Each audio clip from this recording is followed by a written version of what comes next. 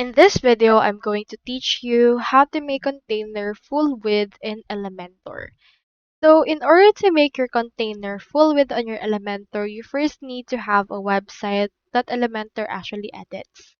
So head over to WordPress.com, log in if you already have an account, or click onto this Get Started if you do not have one yet. Now, once you have head over and click on that, next thing you can do is you can head over and then subscribe for a business plan.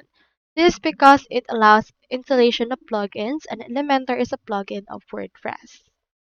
Now, once we have done that, this is our actual website from Elementor right here. I have in here this particular container. Click onto the six dots right here in order to edit this container, and this is what it looks like.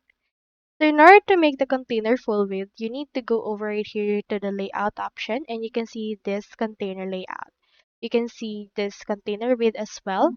And under this container width, choose in here full width.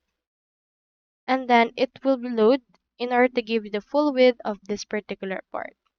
So you can change the width in here as well, the width percentage, the direction, alignment, and under this you can also see the additional options for the overflow. You can make this automatic or hidden depending on your liking right here. Now, for example, let's try it onto another part. For example, I have in here this maps. Click onto this six dots in here again. Then under this layout option, in here the content width, click on box and click on full width in order to make this full width as possible.